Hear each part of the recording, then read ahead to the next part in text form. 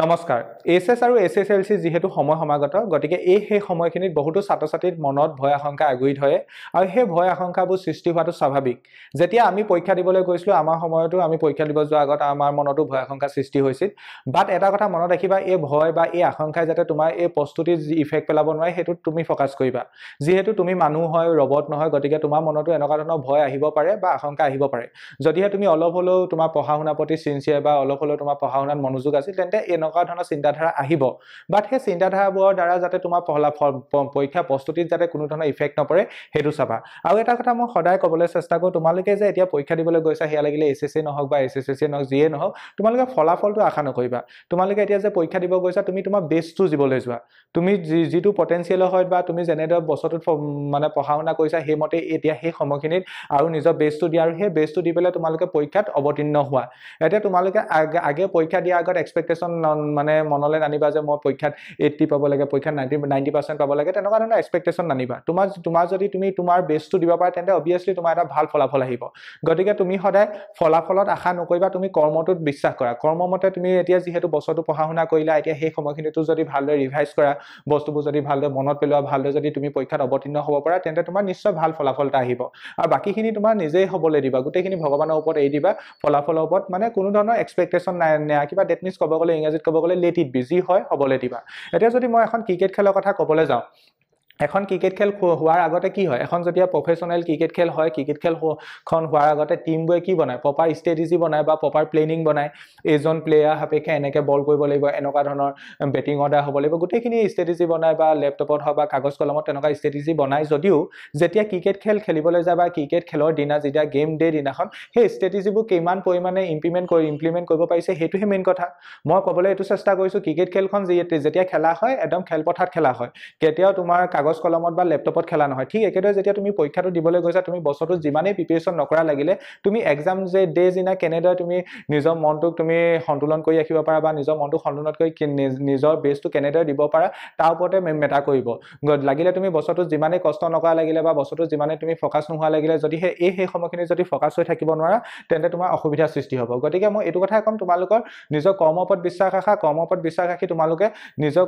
কৰ্মৰ দ্বাৰা এতিয়া বেষ্ট এটা দিবলৈ যোৱা পৰীক্ষাত ভালদৰে অৱতীৰ্ণ হ'বলৈ যোৱা ফলাফল আশা নকৰিবা লেট ইট বি যি হ'ব হ'বলৈ দিবা যেতিয়া তুমি পৰীক্ষা হলৰ পৰা ওলাই আহিবা তোমাৰ মনত এইটো প্ৰশ্ন মানে ভাৱ আহিব লাগিব মই আজি মোৰ নিজৰ বেষ্টটো দি আহিছোঁ আজি মই মোৰ বেষ্ট ভাৰ্জনত কাম কৰিছোঁ ইয়াতকৈ মই বেষ্ট দিব নোৱাৰোঁ সেইটো যদি মনৰ পৰা তোমালোকৰ উৎপন্ন হৈছে বা সেই ভাৱটো যদি মনত ক্ৰিয়েট হয় পৰীক্ষা দিয়াৰ পাছত তেন্তে তুমি পৰীক্ষাৰ পাছত বা পৰীক্ষাৰ ফলাফলত যিয়ে নোপোৱা লাগিলে লেটাৰ পোৱা বা 80 পোৱা বা 70 পোৱা তুমি সুখী হ'ব পাৰিবা কাৰণ তুমি তোমাৰ বেষ্টটো দি আহিছা বেষ্টটো দি অহাৰ পিছত তুমি যি পাৰ্চেন্টেজে নোপোৱা বা যি ফলাফলে তুমি নোপোৱা সেই ফলাফলটো তুমি সুখী থাকিব পাৰিবা এতিয়া বহুতো ছাত্ৰ-ছাত্ৰী এক্সপেক্টেশন কিছুমান থাকে টিচাৰৰ এক্সপেক্টেশন থাকে বা পৰিয়ালৰ এক্সপেক্টেশন থাকে মানে এই সাবজেক্টটোত ইমান পাব 100 পাব লেটাৰ পাব আমুক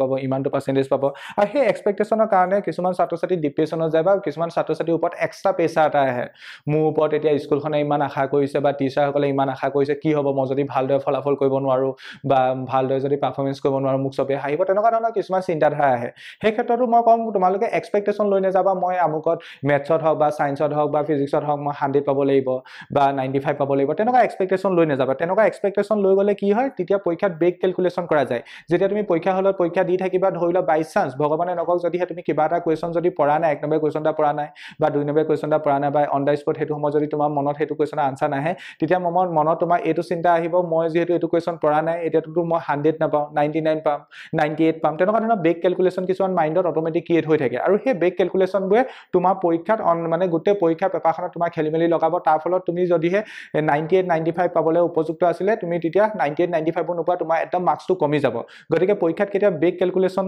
মানে নকৰিবা আৰু অভাৰ এক্সপেক্টেশন লৈ নাযাবা মই যেনেদৰে অলৰেডি ক'লোৱে তোমালোকে নিজৰ বেষ্টটো দি আহিবা অবিয়াসলি বেষ্টটো বুলি ক'লে তোমালোকে যদি ভালদৰে পঢ়া-শুনা কৰিছা ভালদৰে যদি প্ৰস্তুতি চলাইছা বেষ্ট বুলি ক'লে ডেফিনেটলি 100 বা বেষ্ট বুলি ক'লে ডেফিনেটলি 95% প্লাস বাট হেতু তুমি মনত আগতেকে ভাবি নাযাবা আৰু এটা কথা চোৱা সদায় আমি নিজৰ কাৰণে পঢ়িব লাগে সদায় আমি নিজৰ সন্তুষ্ট কৰিব পঢ়িব লাগে হয় বাৰু আমাৰ লগত পৰিয়ালটো জড়িত হৈ আছে, স্কুলখন জড়িত হৈ আছে, বা তুমি কেতিয়াও কাকো সন্তুষ্ট কৰিব নোৱাৰা, বা সমাজখনক তুমি সন্তুষ্ট কৰিব নোৱাৰা, বা ওচৰ চুবুৰীয়া মানুহক সন্তুষ্ট কৰিব নোৱাৰা। যদিহে তুমি 99.9% পোৱা, তেতিয়াও তোমাৰ হয়তো কিছুমানে প্ৰশ্ন কৰিব পাৰে, বা ওচৰ চুবুৰীয়া কোনোবাই ক'ব পাৰে 1% মানে 0.1% কিয় নাপালা। কথাটো বুজি পাইছানে? সেইকাৰণে সদায় নিজৰ কাৰণে পঢ়িবা, নিজৰ বেষ্টটো দিবা, আৰু নিজৰ বেষ্টৰ মতে যিমানে পাৰ্চেণ্টেজ নোপোৱা তুমি সেই পাৰ্চেণ্টেজটো তুমি সুখী হৈ থাকিব পাৰিবা। আৰু এটা কথা মই শেষত কওঁ, তোমালোকৰ কোনো এখন পেপাৰে গোটেই জীৱনটো ডিচাইড কৰি দিব নোৱাৰে। লাগিলে তুমি SSC দিবলৈ নোযোৱা, লাগিলে তুমি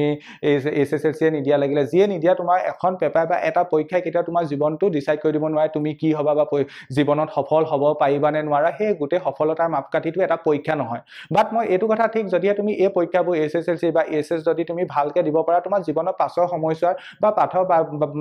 পাছৰ বাটটো কিছু পৰিমাণে হ'লেও মসৃণ হ'ব। বাট সেই বাটটোত তুমিয়ে যাব লাগিব, মসৃণেই হওক বা কঠিনেই হওক, তুমিয়ে যাব লাগিব। গতিকে এটা পৰীক্ষাই কেতিয়াও তোমাক ডিচাইড কৰি দিব নোৱাৰে জীৱনটো। বাট তুমি যিমান পাৰা নিজৰ বেষ্টটো দিয়া, বেষ্টটো দিলে ভাল এটা ফলাফল আহিলে তোমাৰ বাটটো মসৃণ হ'ব। আৰু এটা কথা সদায় মনত ৰাখিবা, জীৱনত চবতকৈ ইম্পৰ্টেণ্ট হৈছে জীৱনটো। গতিকে জীৱনটো থাকিলে চব সম্ভৱ। গতিকে তুমি পৰীক্ষা এটাই যে তোমাৰ গোটেই জীৱনটো শেষ কৰি দিব, এই পৰীক্ষাটো যদি বেয়া হৈ যায় তুমি জীৱনত একো হ'ব নোৱাৰিবা, তেনেকুৱা ধৰণৰ চিন্তাধাৰাও নানিবা। আৰু সকলোৱে পৰীক্ষা ভাল হ'ব। ভগৱানৰ ওপৰত